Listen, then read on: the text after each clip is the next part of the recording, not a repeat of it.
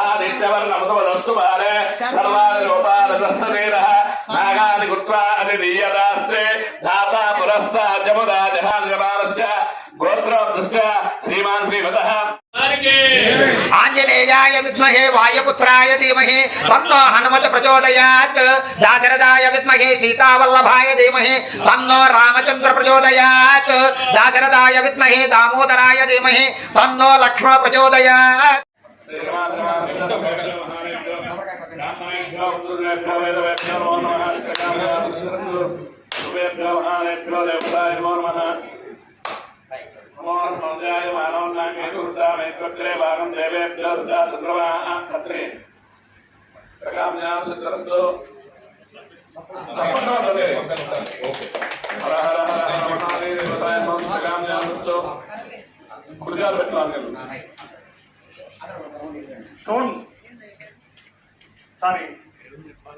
ప్రారంభోత్సవానికి ఇక్కడికి వచ్చే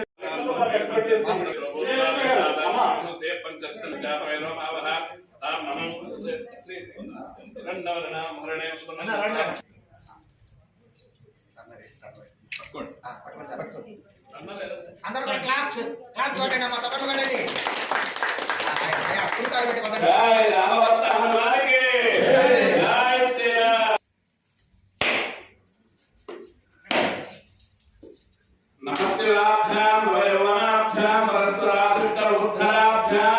లక్ష్మీ శోభనత్రయే నివసతో దేవా మనిషిరగా సంస్థాతం కరుణానిధి కరుణయ మార్తాండ వంశే మళ్ళీ క్లాప్స్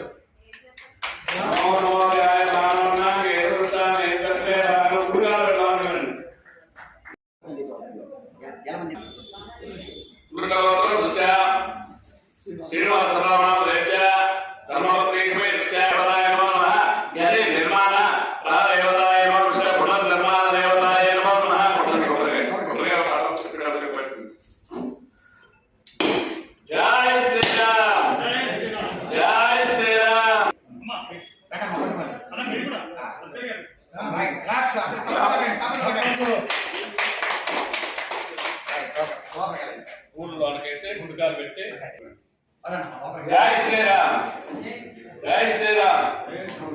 జబ్బుతో వచ్చాడు, జబ్బుతో వచ్చి చనిపోయాడు.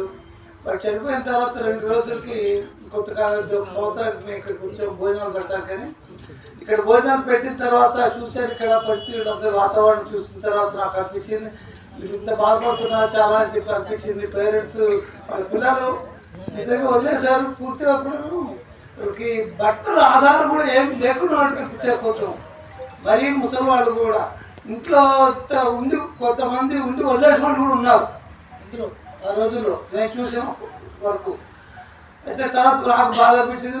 2-3 గంటలు భోజనాలు పెట్టాను.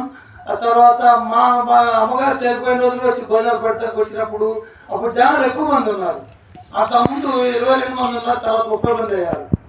అయితే ఇంకొక 6 మాకు సేగారు పంపిస్తా ఉన్నారు ఇక్కడికి, గదులు సరిపోవట్లేదు అన్నట్టు వీళ్ళు అనుకుంటూ విన్నాను.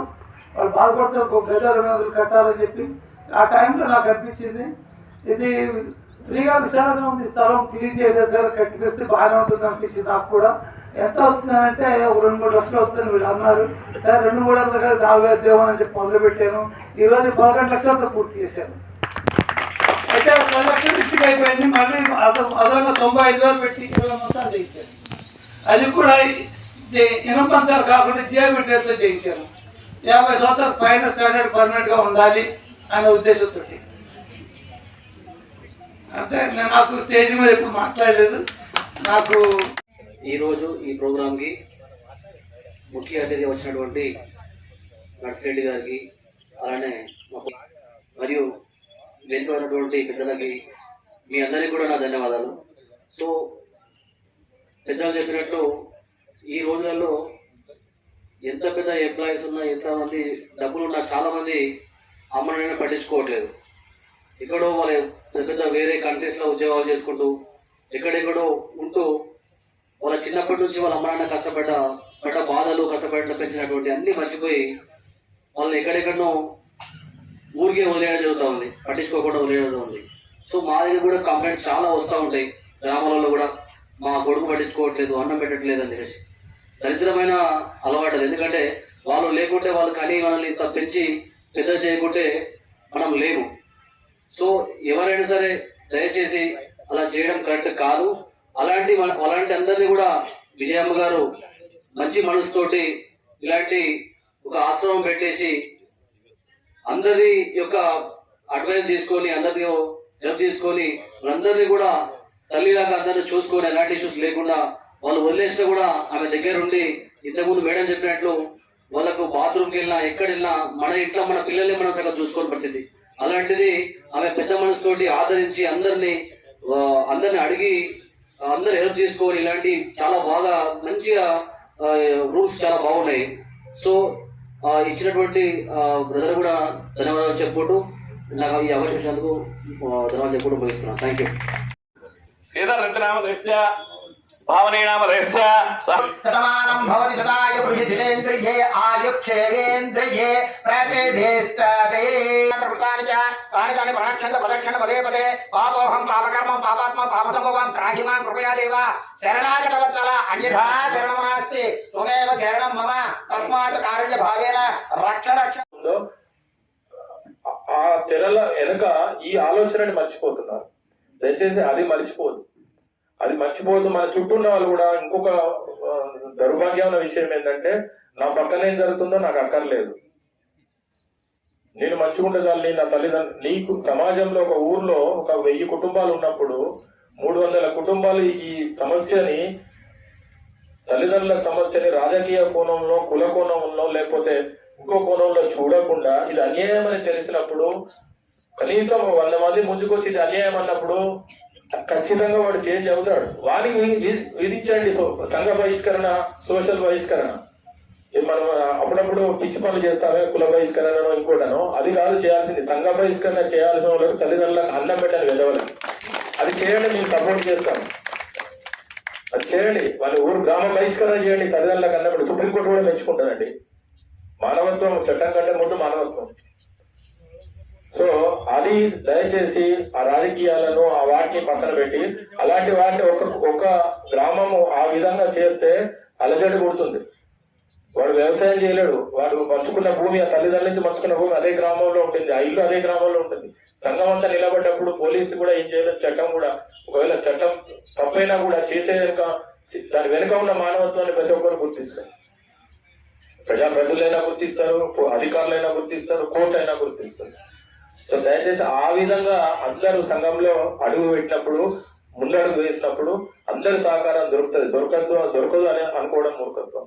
కానీ మనం కూడా సంఘంలో పెద్ద మనుషులుగా ఏం చేస్తున్నాం, అమ్మానికి 4 కొడుకులు కదా, నువ్వు 4 భాగాలు పంచాలి కదా అంటాం మన దగ్గర.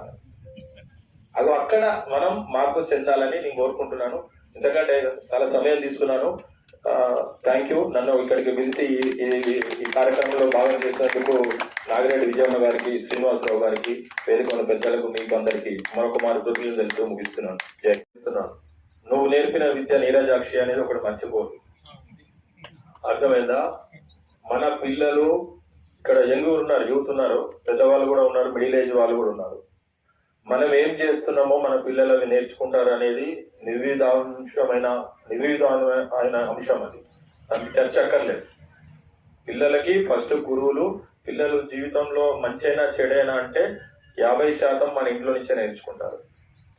అంటే తల్లిదండ్రుల ప్రవర్తనే వాళ్ళ మీద ప్రభావం అనేది చాలా స్పష్టంగా బలంగా ఉంటుంది. సో నువ్వు 5 ఏళ్ల పిల్లవాడు 6 ఏళ్ల పిల్లవాడు ఊహ తెలిసినప్పటి నుంచే నువ్వు నీ తల్లిని చీత్కరించుకునే, నీ తల్లిని కోప్పడేదో, నీ తల్లిని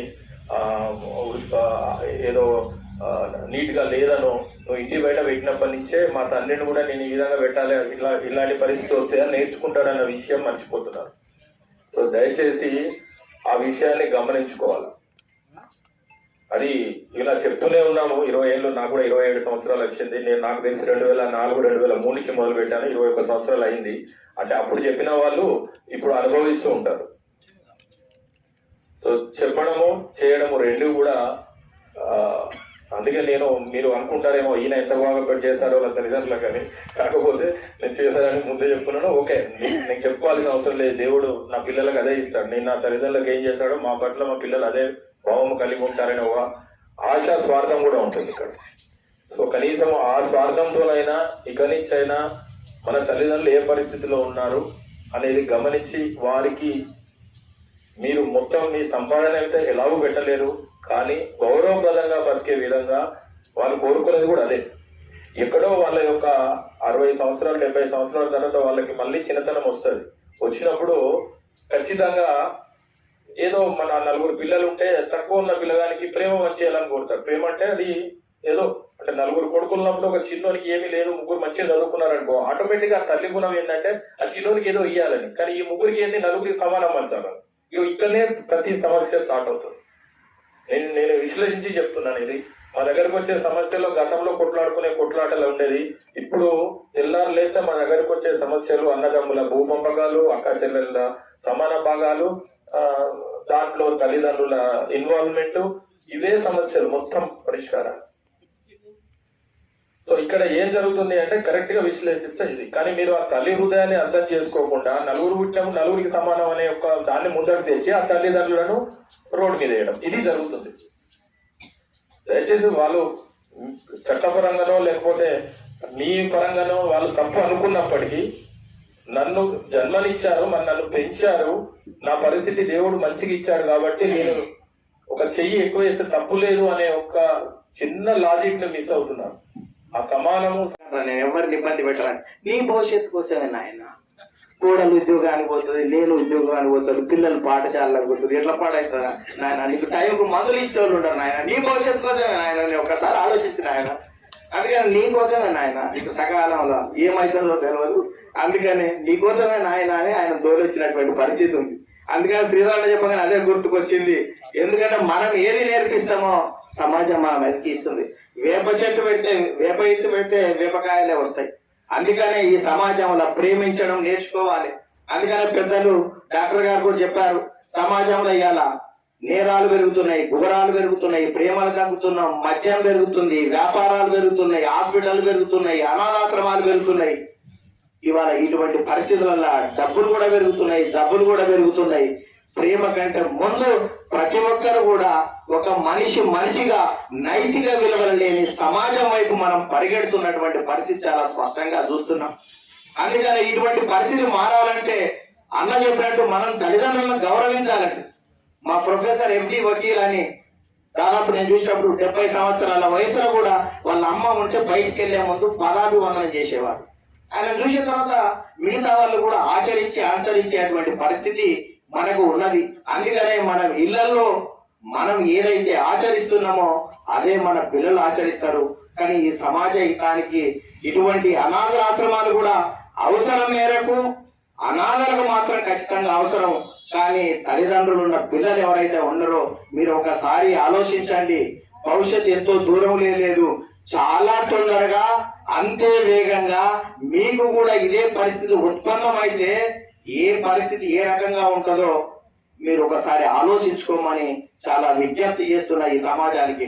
అందుకనే మనం సమాజంలో రెగ్యులర్ గా ఎన్నిసార్లు తల్లిదండ్రులు అన్నది తెలిసి ఉంటది. ప్రతిరోజు ఆ కేసులతో చూసినప్పుడు కేసు పెట్టి లోపలికి వేద్దామన్నా గానీ వాళ్ళు అదే తల్లిదండ్రులు బాధపడతారు. బెదిరించి వదిలిచ్చి నాయన పుట్టకు నాయన, వాళ్ళని ఇబ్బంది పెట్టకు నాయన అని పిల్లల కంటే ఎక్కువ కూడా మన మానసిక క్షోభను అనిపించేటువంటి తల్లిదండ్రులు అనేక మంది ఉన్నారు అనేటువంటి విషయాన్ని ఇది అందరికీ గుర్తు చేస్తున్నారు. మిగతా విషయాలు కానీ ఇటువంటి విషయాలన్నీ కూడా ప్రతి వ్యక్తి కూడా సమాజంలో చూస్తున్నటువంటి పరిస్థితి చాలా స్పష్టంగా ఉంది.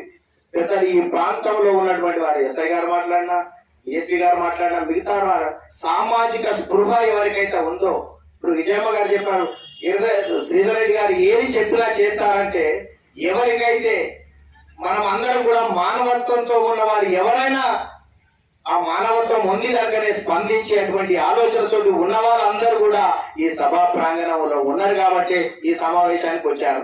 అందుకనే తప్పుడు పోతే పేకాటోళ్ళు ఉంటారు.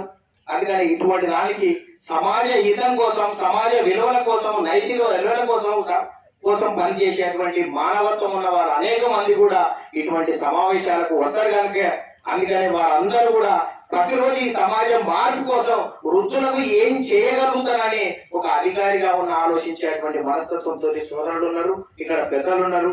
అందుకనే ఈ వృద్ధాశ్రమానికి భవిష్యత్తులో ఒక టీటీడీ పాలక మండలి సభ్యుడిగా నేను ఏమి చేయగలుగుతాను అనేది మనస్ఫూర్తిగా ఆలోచించి చేయడానికి నేను సిద్ధమని, అదే రకంగా ఇక్కడ డాక్టర్లు ఉన్నారు, అనేక మంది ఉచిత సేవ ఇక్కడి వాళ్ళకన్నా కనీసం కల్పించేటువంటి ఆలోచనతోటి ఉండి మనమందరం కూడా కలిసి ఉంటే నిలబడతాం, విడిపోతే పడిపోతాం అనేటువంటి ఆలోచనతోటి మనం ముందుకు సాగవలసినటువంటి అవసరం ఉందని గుర్తు చేస్తున్నాను. అందుకని శ్రీధర్ ఒక మాట చెప్పాడు, ఒక కొడుకు నలుగురు ఉన్నప్పుడు కూడా ఒకరిని ఒక రకంగా చూస్తే మిగతా వాళ్ళు 5 ఏళ్ళు ఉంటాయి, మధ్యనే అంటదంట నేను చాలా పెద్దగా ఉన్నా నాకంటే ఎవరు లేరని, 2,000 చూపుడుకి అంటది నేను చూపిస్తే తప్ప ఎవరికి ఏం తెలియదు నేనే గొప్పగా అని. తమ్ముడు ఏదైతే ఉందో నువ్వు ఏం దస్తావేజ్ రాసినా నేను పెట్టినే కదా అది చెల్లేది అని, మీరు ఎంత ఉంటే వంగరం వేలు అంటదంట, ఏం బంగారం తెచ్చినా పట్టు తెచ్చినా నాకు పెట్టవలసిందే అని. ఆఖరికి పెద్దమని చెప్పినట్టు నాలాంటి చూపుడు వేలు ఉంటే మీరు ఎందరేముంటే దేవుడి కాడికి పోయినప్పుడు ముందు నేనున్నా వెనక మీరున్నారు, నేనే గొప్ప అనేటువంటి పరిస్థితి ఉంది. అందుకనే సమాజంలో ఎవరు ఏదున్నా మనం అందరం కూడా కుటుంబంలో అన్నదమ్ములున్నా అక్కచెల్లెళ్ళున్నా ఆర్థికంగా ఎవరు బలహీనంగా ఉన్నా ఆ కుటుంబాన్ని మనం అందరం కూడా కలిసి బలోపేతం చేసుకొని కుటుంబాలు బలోపేతం అయితే సమాజం బలోపేతం అవుతుంది, సమాజం బలోపేతం అయితే దేశం బలోపేతం అవుతుంది. అందుకనే ఈ దేశంలో నైతిక విలువల కోసం మనం ఒక అడుగు ముందుకు వేయవలసినటువంటి అవసరం ఎంతైనా ఉంది.